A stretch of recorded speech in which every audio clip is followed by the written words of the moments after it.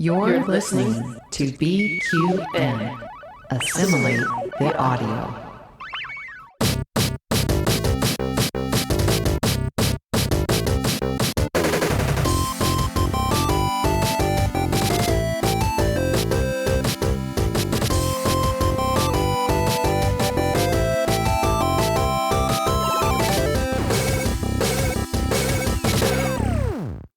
Hi, I'm Mitch, and I'm dressed like a geography teacher who hasn't been touched by another human hand in 20 years. Got a name? Davey. And we are The Bargain Bin Gamers. You actually really are. That was a really vivid picture that you just painted. I know, it was my, Trixie Cartier kind of moment. You know how they always- Is that what we're going to do from now on? Didn't tell me, by the way. I just got to keep you on your toes, because me saying that, is more funny for you. It is. It's when quite you funny. don't know that I'm going to say it, right? So really throwing a spatter in the works. Everyone listening to the audio version of this is going to be like, I'm going to include a photo of me dressed as I am. Of course. On the cover art. We'll take a cute photo afterwards. So.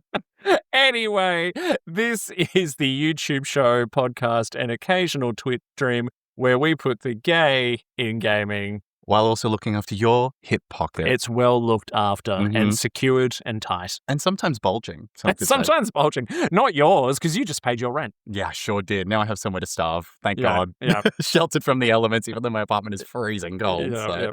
And weren't you telling me before that in your new apartment, you need coins to do your laundry? That's interesting. I am, not to out myself as a weird povo person, but in my apartment complex, we have a communal washer dryer area. I'm sure lots of people have that. Now, I love it. In the 1980s. I think my place was built back then. But they require coins, which is a foreign thing to people these days. But I work a bar job and people do often tip me. In lieu of flirting, which I appreciate much more. Oh, okay. Excellent. Well, since we got that out of the way, before we begin, we'd like to give a big shout out to all of our BQN podcast network patrons, especially to this show's associate producer, Sam Johnson of the Johnson Sams. The fuck is that? Who is, congratulations, messaged me as of today, has officially foreclosed on his house and is now a farm boy. Yay! Well done, Sam. You just get hotter and hotter. Yeah. You don't even know what he looks like. You've never even seen a photo of him. Still hot. Farmer wants a wife? Yeah, the Missouri farm boy. I hope I said, sometimes I can't remember which M place he's from in the United States. Missouri, Mississippi. Could be Mississippi or Minnesota. I think it's Missouri. I don't think it's Minnesota. Yeah. Okay. Anyway, he'll message me when he listens to this and correct me if I'm wrong anyway. Oh, thank God. So thank you very much for your continued financial contribution of the show, Sam, and to all of our network patrons as well. Remember, if you would like to help keep this and other BQN podcasts coming to you every single week, you can sign up to be a patron over at patreon.com/BQN. For as little as $1 a month. $2 United States dollars. Well, yeah. No, I think it's $1 US, $2 Australian. Oh, yeah, lol. Yeah. Plus a 500% pharmaceutical tax. Ooh, too soon. You guys want copper? Yeah. Anyway, before we get too political, I just need to say something so I can write this show off on tax. This show is a production of Double T Media, which is my company, which I use to produce and edit podcasts. There, I said it. Our show is now officially a tax write-off. We love that. Now, Davey, let's get to the point of today. Can you tell me a little bit about what we're doing today? Today, we are catching up with some dear old friends who we met at PAX last year. Dear old friends. We known them for years. Spoke to them for 5 minutes. They're dear old friends. Godparents to my future children. Honestly, we go way back. How about you introduce them since you... No, you're on a roll. Go on. It is... Look, we're just going to bring them in because it's getting weird. It's getting weird.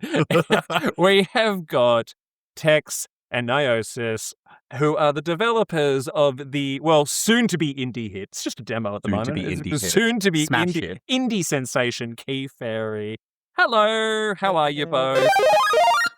Things have been good. My voice is terrible at the moment because I've had a cold. But aside from that, things have been good. Not stressing about having to release a demo is nice. Demo out and then immediately a big festival and then crash and then crawl back into working.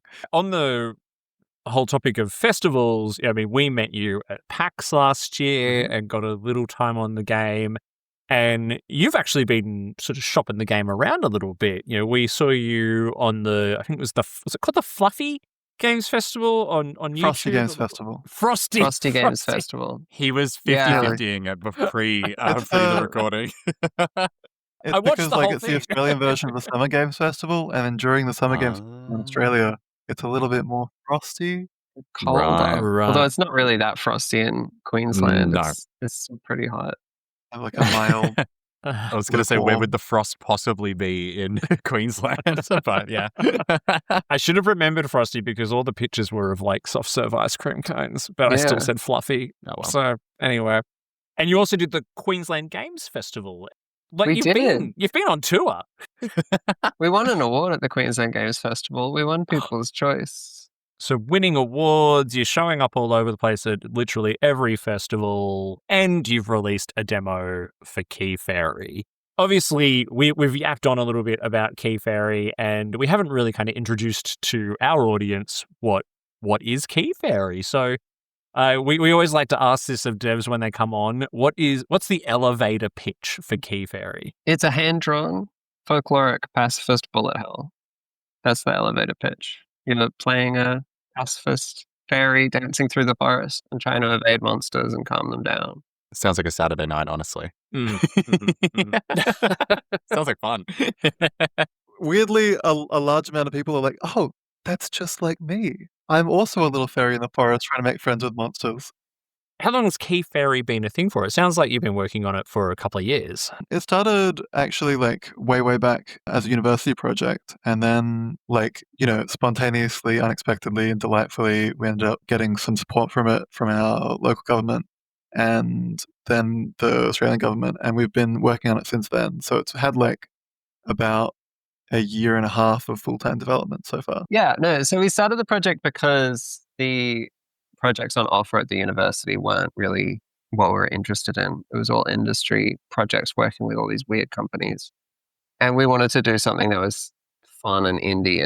And so then we had to find like what was a crossover of the things that we're both interested in. And I'd spent years trying to focus on like really fast-paced, action-heavy, but non-violent games. But then Niosis, you've been developing all of this like world building and TTRPG style design, right? Yeah. And I hadn't been working on my illustration in like game sense that much, but I had been working on it in the background. And that was also interesting to bring in. The hand-drawn artwork is that... That's Niosis. Oh, wow. It's incredible. Like, what's the inspiration for that art style? Yeah, well, like Tex is saying, like tabletop role-playing games, actually, like original Dungeons & Dragons and all the kind of dark fantasy stuff that comes out of that, as well as like fairy tale books and that kind of like old illustration style. Yeah, I remember when we met at PAX and I asked you about the art style because that was like, I was like obsessed with it. I've been yapping about it ever since. But you mentioned that you draw on black paper and then you translate it into the game. How does that work? Like, do you like, I'm like, it's like magic. It's not taking photos with an iPhone. It's basically, there's an amount of sorcery, and we did actually like literally take photos with our phone. Like I just took photos with my phone for a while. But yeah, so basically like the black paper and then white like gel pen, I can use that to make the black and white art, as well as just like, or kind of ordinary ink on paper, and using the two different things to make like two different like visual languages. And then yeah, using like just a printer scanner or like taking like a photo with my phone literally and then editing it digitally to make it like an asset that you can use and animating it like a little paper puppet. Yeah, no, it definitely gives like the paper puppet kind of energy in the game as well. Like everything's kind of dancing and everything's got like lots of motion to it and things like that. The choice to do the black or the white on black, I should say, was that like an original choice from you, Niosis, or like what inspired that?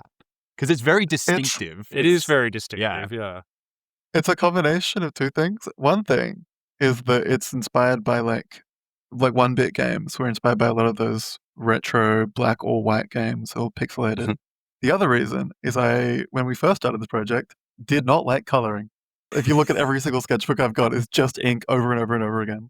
And so we figured like just, skip the step. Yeah. Just invert it. Saves for being black and gone white. You might as well. Now, I recently had a chance to play test the latest build before it went to demo, and I did give some feedback to Tex that I struggled a little bit with the difficulty. Now, I was doing keyboard and mouse controls, which cramped my little 41-year-old hands, but I have since played the demo again with an Xbox controller and did find it a little bit more approachable, but still pretty challenging, especially once you start to get up to some of the... Yeah. Is that intentional? Like, what were you hoping to get out of the difficulty? It's super complicated to do balance appropriate level of challenge, because partially because we've gotten really good at the game, but also partially because we sort of want it to be challenging. We want it to be a bit of a challenging experience, and to some extent, the argument that the game is making is that you can have a challenging, action-heavy experience, and it doesn't need to be this character who goes through slaughtering their way through the land. That's not actually a requirement of that experience. But it is a thing that the level of challenge can turn people away. And so we're trying to be intentional about how many options we provide to tailor that level of challenge to you, so that you can still get the intended experience just at your level of ability, I guess. But it is a constant back and forth. Yeah, and I mean, we've talked a lot about this with, more difficult games lately that we've been playing, and there are some people who will just go out there and unapologetically, make their game as hard as it can possibly be. But then there'll be those who'll be like, oh, we're going to make it really, really hard or really challenging, but then we'll include like a mode which makes it a bit of a cakewalk. Thank God, because I'm a filthy casual. So, what are your thoughts? Where's the balance there for you with those sorts of options? Oh, I think part of the joy of it being challenging is then overcoming the challenge. So if it's just too hard, the point that you can't play, it's not point playing a little bit. Yeah, it's hard trying to find that balance of when you get those games that are really hard and then a cakewalk, often people want somewhere in the middle. And so we don't just have an easy mode. We have multiple different options to tailor it to the kind of difficulty that you want to be experiencing, to work around pits that you find perhaps more frustrating for you personally. Well, so we've got a whole assist mode that has a bunch of options, which is generally the thing that they say in accessibility research, is that what matters isn't having one option that makes it easier. It's having enough options that players can tailor it to their level of ability. So you can adjust the game speed slightly, or you can add in health regen, or you can give yourself invulnerability or something. But you get enough options to tailor it to you. Yeah, exactly. I mean, I guess it's a balance as well between keeping the game open for as much of an audience as possible versus, there's going to be specific types of gamers that want to play our game and others that will not, I guess. What has been the other feedback you received from playtesting? Because I'm on your Discord and I see you do rounds of playtesting quite a bit. What's some of the other feedback been like? I mean, a lot of it has been really positive. A lot of people have responded really, really positively to the world building and the narrative and the art, which is really lovely. But it's a constant thing about the challenge, because some people then will be like, it's too easy, and they'll breeze through it. Which is this interesting thing that a lot of games that are going more artsy or narrative-y just don't have challenge. And we're sort of making life harder for ourselves by being in a pretty action-heavy genre and then trying to tell a story. How dare you? Yeah, we found that we do have an audience of people who like it for that fast action gameplay, and so they want it to be difficult, and then people who just want to go experience the stuff. We've also been getting a lot of feedback around it turns out making a game only using black and white is hard. And so a lot of the feedback has been around the visual clarity of the game. Some people who have color blindness are finding it awesome, and some people are finding it difficult. And so a lot of it is trying to narrow down that. Also, a lot of people who just want more lore, which is good, I guess. that was me. I was playing through the demo yesterday, and I was like, what's going on here? It was kind of where I wound up at. But and I want to touch on the story and the characters and all that kind of stuff in a bit. But I wonder, what did you originally envision that people would get out of the game, and how has that changed over time? Originally, in my mind at least, it was all action, all bullet hell, but with the fun aesthetic and non-violence. So that was the whole thing, is you just go through, blitz your way through the forest, and then you'd end.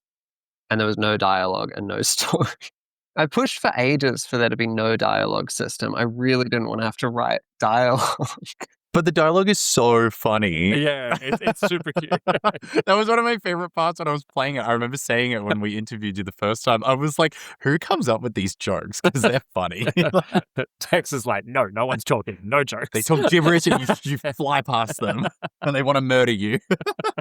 It's just so much work to dialogue in. Tex added a dialogue system. We played it and we were like, this is awesome. And then we realized how doomed we were. Who's writing the dialogue? Is that you? I'm writing the dialogue. You're writing the dialogue because you don't only have to write the dialogue because you've got like branching trees, like because you get different options. Yeah, there's branching dialogue, and then some of the characters, if you come back to them later, they'll have new dialogue. That's too much work. It's ridiculous. Some say we suffer for art, but you don't do it willingly, I say. If you've played the Key Fairy demo already, don't get too used to the talking characters because they may be... I'm going to remove all the dialogue. Suspiciously, the curse includes being silent forever. Yeah. That's life. That's how the fairy keeps her wings. And so... I know that we were just speaking before about how you've been at different awards games and you've just won People's Choice and things like that. Congratulations again. But in terms of the kind of critical praise that you've both been getting, how has it affected the game and your direction for the game? Like, has the kind of like the overwhelming positive feedback kind of spurred you on and kept the dialogue work going and kept you motivated? Or like, what does that look like? Yeah, I mean, for me, like really early on when we were starting the project, we had a few people who were like our friends. They'd play the game and they'd be like, that was really good. And they'd look at us and be like, no, like genuinely, that was like really good. And helps knowing that, you know, I think that kept me going. I think that ultimately you can't take every piece of praise or criticism and then shape the game to it because everybody wants different things out of a game. But I definitely think that how people have responded to the world building and the dialogue and the art has influenced the direction the game has gone a little bit to focus more on those elements that I wouldn't necessarily have thought about when we started designing it. Every now and then someone has some insight or like new perspective that is like kind of already there, but then they'll see something that we didn't notice, or like they'll see a way that we could be doing it that we didn't think of that just completely reshapes, you know, how we've been seeing our own game. And this is something that we've spoken to a fair few indie developers about this, and we've touched on a similar thing where it's like all the extra work that really goes into it to make like a good game like really great. But I guess it would be fairly rewarding when you've put in all the work and you keep getting told like how fantastic it is. So I guess like give yourself like a bit of a pat on the back, you know what I mean? Like obviously the hard work's paying off. So and it means now when you release the game, you get to be like, look at all these awards we've won. How good we are. Above that price now. I'm just imagining though that when you were at PAX and you were like, oh my God, I love the jokes. Tex was like, yeah, I was thinking sorry. It was like my favorite. God, I gotta keep writing it now. Oh my God. Yeah, terrible. But you've hooked the market, which is the ADHD white gaze. So you're welcome, by the way. We will be playing and we will be paying. No, you're right. You target audience. Yes. You clearly are doing something right. Mm-hmm. Like, you know, you don't keep sort of getting like more government funding and more recognition or awards, and you know you've already built a wonderful community around the game, like through your Discord server and what have you as well. But one of the things that we love exploring on this show is that there is a proud, almost sort of like a proud queerness to the game and its themes and its characters. Like, what would you say is how have you integrated sort of like queer themes into this game, which might not be immediately apparent to people who play it? We have a lot of this recurring experience where someone will come up to us and say, "That looks like a really gay game," and we'll be like, "You're right." But there's not but it's interesting because it's not like it's not on a cover saying like, "Here's a game about being queer in some way," but I think like it draws on a lot of the shared interests of like a lot of queer culture, as well as like specifically being about like a narrative that breaks the status quo and about being a character who just kind of exists in a mischievous way and breaks like the expectations of how protagonists usually act. This one's constantly making fun of everything around it and dancing around. And I think like, yeah, to some extent, all that sincerity comes through. No, it's a good point, and that's something that we've found on the journey. We've exploring games developed by queer people, or just queer games, however you kind of want to put a label on it. But yeah, it's sometimes it's not like just a gay character or a queer character. It is just the way that character behaves, or maybe just the the creative people behind it. But also, like, as you mentioned, like the narrative or like how the game is played, like it's subversive because it's a bullet hell game, but you're not being violent. So you're flipping the genre on its head. You don't have to slap the rainbow flag on it to say, look at how subversive we are. You're doing it in kind of more of like a genre bend way, which is still cool. Well, you mentioned as well that, you're not like the battling, and it made sense to me when you said it, you're kind of calming the monsters down. Do you want to explain that a little bit? Because does that kind of feed into what Niosis was talking about just then a little bit? I think so. So it's sort of interesting. Initially, it was just, let's see if we can remove this mechanic and what happens. And what happens is you create a game about building, like restoring community and building community. But yeah, so you're dodging around the monsters and they drop little stars, which are a complicated metaphor that we're constantly trying to figure out.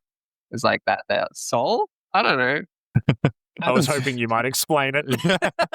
Yeah, I just thought they were pretty. Listen, I really want people to come out of it with different perspectives of what the story is and what meanings are. I don't want to just be like, here's nothing, but I want there to be like, we've got an idea of what the meanings of everything is, but I want people to have the opportunity to like have a book club and disagree about what the stars are. Amazing. Add it to the book club, by the way. Yeah, exactly.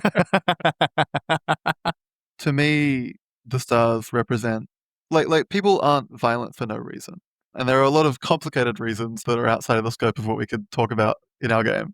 But part of that is that there's like a lot of turmoil in people sometimes, and part of building community is trying to like break the spell of violence over people, the conflict that exists between people. No, that makes sense. It's And quite lovely. yeah, it is. And it is kind of nice because I remember like just even playing it, and you get through a bunch of monsters and you go off screen, and I come back and they're still there, and I was like, they've reset and they're going to attack me again. And then they're like, no, they just banter with you. Just hanging out. A couple jokes at you, like, yeah. Yeah, because violence isn't like their nature. It's, because that's not the case with anyone. Yeah, that's one big thing that I think we both really want to push against, is that there's this whole idea in a lot of really grim, dark media that's become popular that like human nature is to be violent. But I just think that that's bullshit. I think human nature is to find and help each other, and then we're put into larger scale systems that encourage people towards cruelty, but that's not natural. yeah. No, that makes a lot of sense. And you're talking to a big fan of the utopian Star Trek future, so I 100% believe that we can get better as a civilization and a society. But no, that's really cool. I did have one quick question, and I hope that this doesn't come across incorrectly. But in terms of the game, is there some Undertale undertones in it? I love Undertale. Undertale's my favorite game, but I wasn't thinking about it when we were making it. I was only started to think about it afterwards, and only in the context of like, how can we be different from Undertale, but still deliver to the same audience? Because I really liked Undertale, and then there was nothing for years. I agree. Yeah. And I think that's a space, and but Niosis has never played Undertale. Yeah. Oh, neither have I. Neither have I. Are we supposed to be gamers? What are we doing? I'm sorry. It's I'm literally on like, ridiculous. I'm waiting for it to come on special on the Switch eShop again. Oh my God, you keep. We call it the Bargain Bin Gaymers, all right? But the reason that I brought that up is because I've done like a few pacifist runs of that game, and it just, you meet charming characters, they're aggressive, they're upset, and then you can, change them, and then they become quirky, fun characters. And I think to be compared to that game, even if it's just by a small margin, is a massive like shout out. Like you guys hit that kind of energy the same way. Even if though it wasn't intentional, it's still got the same type of message, which is you don't have to be violent. You don't have to hurt these people. You can find their issue, solve it, and then they become calm and you get to befriend them. And I think that that's like a story and a gameplay style that isn't really represented anywhere. So. Yeah, I mean, we're definitely exploring the same space, and it's like had a big influence on how I think about games in general and life in general. So we were thinking of it did come up because making pacifist game, there is one very notable pacifist game, and I think part of it as well is like we decided that we would not give you the option of because Undertale has the option to completely destroy everything in your path. And part of it is intentionally going like, no, that choice has been made for you already. Find out how to do it. I love it. And it goes with that ethos that Tex mentioned before, that like, I don't think it's human nature to be violent. So I think taking that away, it gives you your own voice, which I think is really great. And it was so like succinct and nice. And Tex, you made me feel things. And I want to play the game more. Like a little pacifist fairy. It's going to be great. I have to play it. You really need to play it. I know. I'm actually a bit frustrated. Like, all right, calm down. He ragged on me for not playing like Ocarina of Time and stuff, even though the game came out before I was born.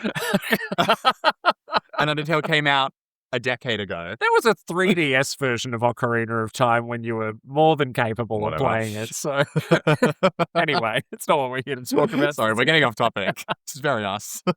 Coming back to the queerness in the game. And this is probably more about yourselves as developers. What does it mean to you to create a queer indie game in today's gaming landscape? Because there is this real, I've described on the show before, as this thriving underground queer indie gaming scene. So what does that mean for you? I think that I mean we're definitely really part of a community.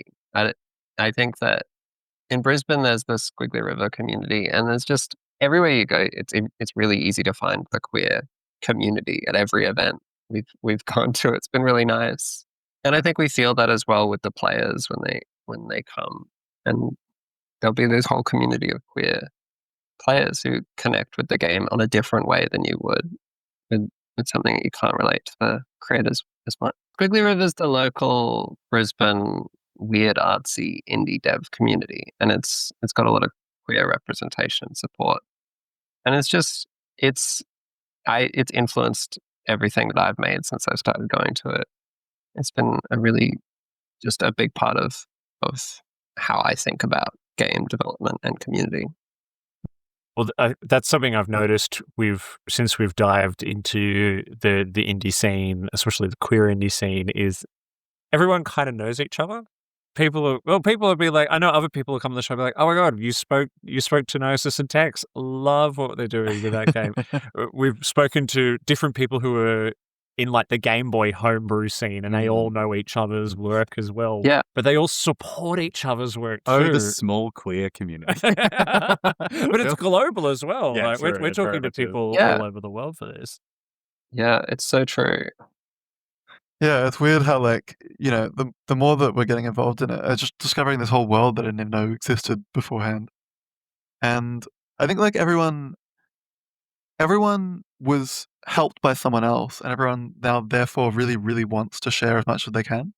And so I think like the community becomes really strong because people are constantly trying to offer help. People are therefore accepting help, and so it binds everyone together really quickly and tightly. And I think that contributes a lot to it. Are you working towards a timeline to bring a full version of Key Fairy to the masses? There's a timeline. We have an idea of when it'll release. It's next week. It'll be out next week. You can buy it on the Nintendo Switch. Don't even worry about it. No. Tex is lying blatantly there. We're hoping to release hopefully around the end of this year / early next year. We're kind of still navigating when would be the best time. Not necessarily for like when we've completed it, but more like when it feels right. If there's a Switch release, it's after we've made lots of money from the game. Yeah. Because I've learned, you have to pay someone to like do that. It's There'll be an amount tricky. of It's that. tricky to get on every platform except Yeah, for yeah, computer. Yeah, of course. So, well, speaking of financial support, if any of our fans or any of our listeners want to support you, whether, like I said, financially or even through like giving feedback and things like that, where can they find you and where can they support you? The best place to find us is on Discord. Come join like the little community there and say hello to us. You can find it pretty easily on our website. We've also got a couple of social media sites, so if you look for us, you'll probably find us. TikTok's where we're most active. If you want to support us financially, the best thing that you can do is wishlisting the game. We don't have a Patreon. We might one day, but yeah, the best thing is just to share it with people and to hit the wishlist button, because then you see it when it comes out. And we get to see the number go up and up and up. And it'll make you both very happy, I'm sure. Yeah. I think I walked away from PAX last year with about 50 new games on my wish list. Yeah. Everything looks too good. So we'll include all of those links in our episode description. But before we wrap up, like anything else that you would like to share with our audience around the future of Key Fairy or anything, what we can expect, or just anything we haven't covered? Or some hot goss, if you hot goss. if you so feel like if putting it doesn't even have to be about the game. on It can be about anything. Hot goss related to Key Fairy. There's going to be a castle. Okay. That's hot goss. That's There'll a be a Bargain Bin castle. Gamer exclusive, by the way. Yeah, exactly. Yeah. I'm Nobody gonna knows. flash all kinds of graphics over the screen. That is super exciting, and we're very excited for more of Key Fairy. So for everyone out there, if you haven't played the demo, it is free on Steam right now. Add it to your wish list, and it's a good chunk of a demo too. Yeah, it's a decent play. Yeah, it's a decent play. You can spend quite a bit of time on it. And hopefully don't suck as much as we did, but... My poor hands. If you struggle with the demo, turn on the assist options. That's the goss I want to share. No. I want to get good, as the gamers say. That's the other option, is to get good. Yeah. Well, I have to, because I'm excited for a possibly Christmas, New Year release, and I have to be good at the game. Yeah, I'll get it for you for Christmas. Oh, thanks, Carl. You'll steal for that, but not Undertale. Oh, no, I'll have to get you a laptop that you can run Steam on. Yes, please. Sorry, my grandma's old laptop doesn't do anything well. Hopefully this game will run well on your old laptop. Hopefully. Yes, I'm sure it will. Try the demo first. Let's find out. Just melts my old Acer laptop. Well, If it thank melts, you. it'll be a fitting end. Well, thank you so much for your time. We absolutely loved getting to chat to you again. Will we see you at PAX again this year? Yes. We will. Okay, there's your hot goss. We just got it. Goss. We just got hot That's goss. hot goss. We'll be at PAX PAX. to meet Key Fairy, yeah. Hot off the Excellent. press. I'm still waiting to hear about my meet the media real Key pass. Fairy. Yeah, meet There the will real be, Key yeah. Fairies. If you can, there'll be a Key Fairy hidden somewhere in PAX. If you find that Key Fairy, you get to take them home. They're a However, they person. will be They So- will be slingshotting around the venue. Got So you got to them catch first. them. Well, we'll see you there. We can't wait. Thanks again so Hopefully much. with our media passes. Yeah, hopefully. Waiting. Applications in. Please. We're real media. Well, I've had fun. Have you had fun? I had a great And time. why do we had a good time? No, it's so it's so lovely to catch up with people like Tex and Niosis and see what's been going on Yeah. the journey. It's also good to see, like, from where we saw them last to now, like, so much growth, like, so much has happened, and, like, it couldn't happen to, like, better developers, in my humble opinion. Like, I know, lovely people making a lovely game. that has, like, cool graphics and, like, a cool, like, story, and they're funny. And notoriously, the dialogue in the game that will be remaining is really, really funny. Mm-hmm. So that's one of the big selling points, I reckon. I know. I'm just going to make sure. I'm going to play it over and over again just to use all the dialogue options. Exhaust every single Exhaust option, yeah. everyone. Exhaust everyone. But yeah, like I said, probably couldn't happen to any better developers. I'm really excited to see where it blossoms into. So follow along on the Key Fairy journey. We've got lots more stuff coming up on the show soon. We've got streamers. We've got esports commentators. We've got Joy FM hosts. Oh my It's all happening here on the Bargain Bin Gamers. So keep an eye out. Please make sure on YouTube you hit the like and subscribe button and all that jazz. Follow the show on Give your us a thumbs up. Thumbs up. If you're on listening to the audio version, do give us a review on your podcast app. It does help others find the show. And go to patreon.com/BQN and give us all your money. Give us your money. You don't have to do that. Give you me don't your money. All right, until next time, I've been Davey. And I've been Mitch. And we've been The Bargain Bin Gamers. Yeah, we did it as a plural. Congratulations. Oh, we did it. Yeah, we did it. If you enjoyed this episode, make sure you give it a big thumbs up on YouTube or follow the podcast wherever you get your podcast from and leave us a 5-star review. Be sure to follow us on Instagram and Blue Sky and follow along on our live Twitch streams. You can also continue the conversation in our BQN podcast Discord by clicking the link in the episode description. Don't forget that the Bargain Bin Gamer is part of a larger network of podcasts called the BQN. You can support this and other BQN programs by becoming a patron over at patreon.com/BQN. We'd love to hear your feedback on the episode. Leave us a comment on YouTube or send us an email to bargainbingamer, GAYMER, @gmail.com.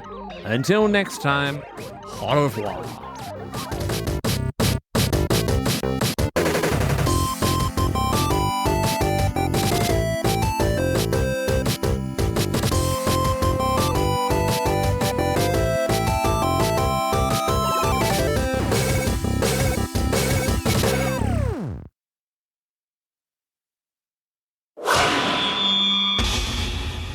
Double T Media.